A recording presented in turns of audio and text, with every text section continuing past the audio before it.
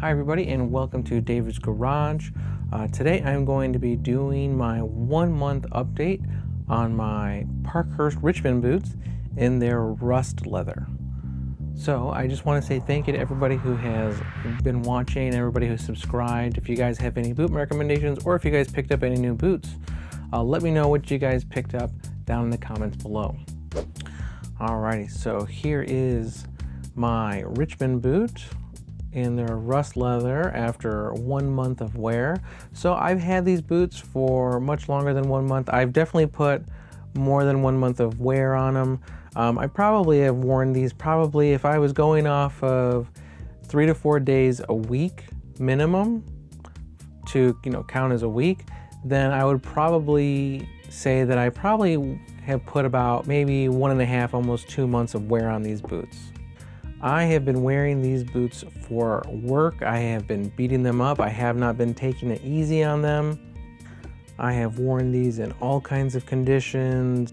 I have walked with these on mud, gravel, rocks, grass, pavement. But man, this leather, I will get more into it.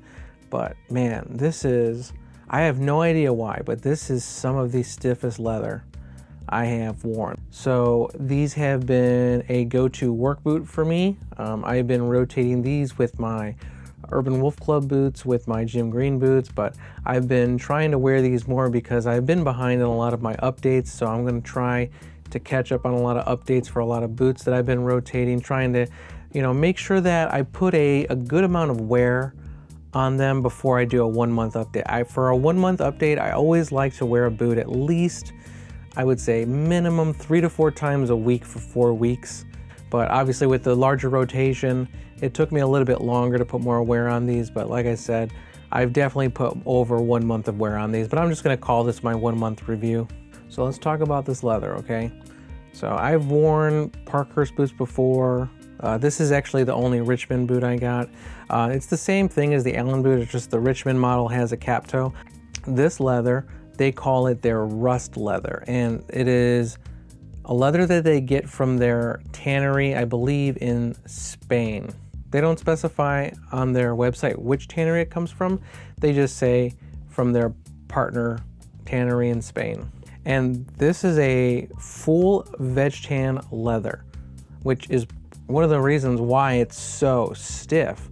But I'm not sure what they do to this leather, but there is just so much body in this leather. Like I said, I put way more than 1 month of wear, but this leather still, when I'm wearing these boots, it still feels like I'm breaking in this uppers.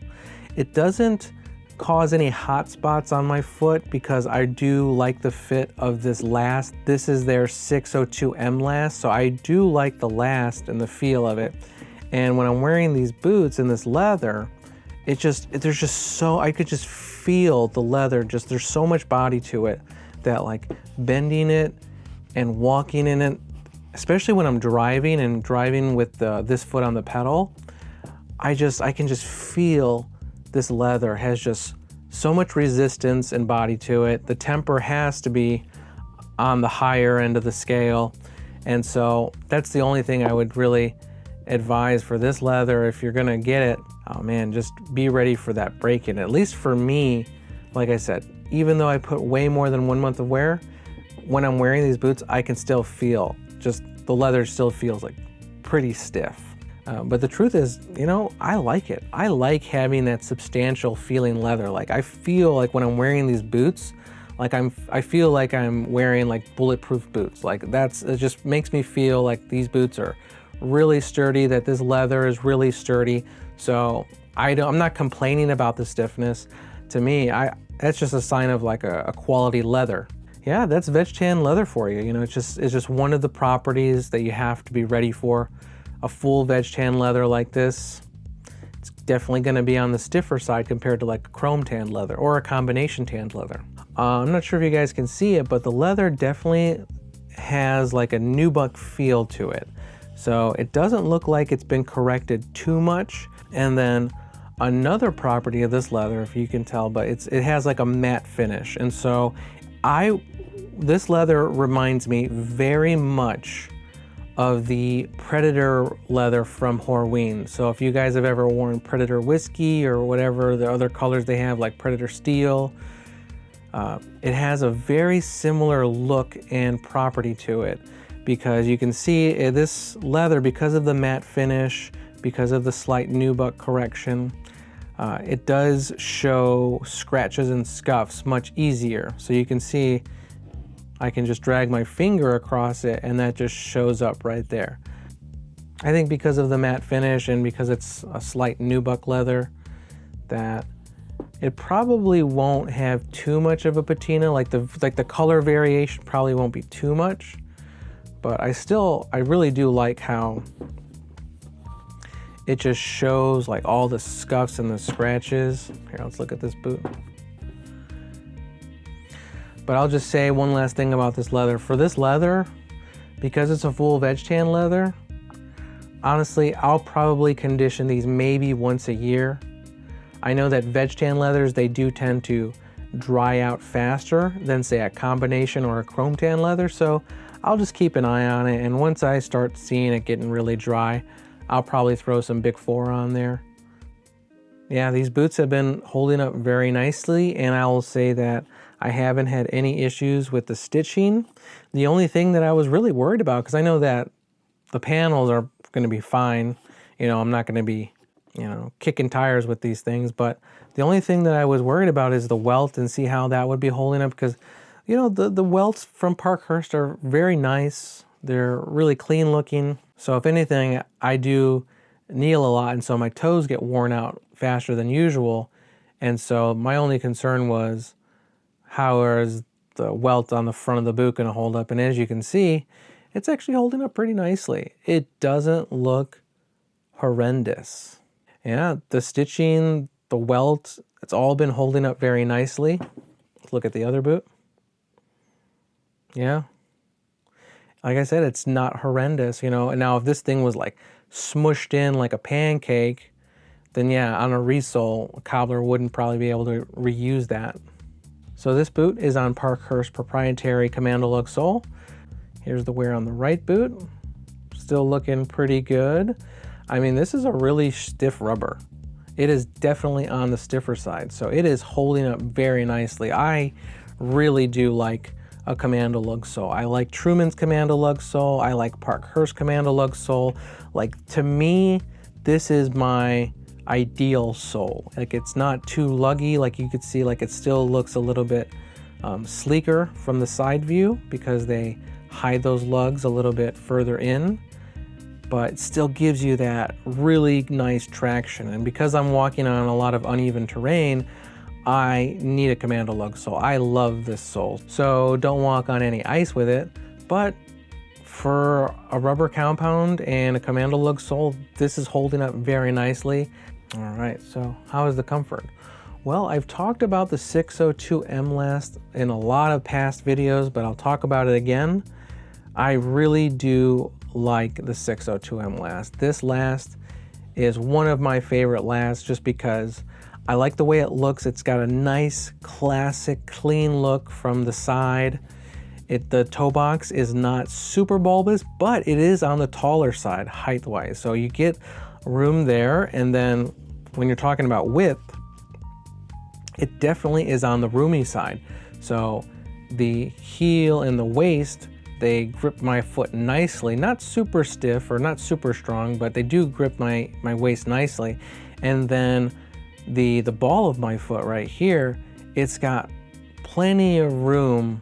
I do like this last just because my toes and my feet do not feel cramped, but I like the way it looks. I like the way it feels. It's definitely one of my favorite lasts.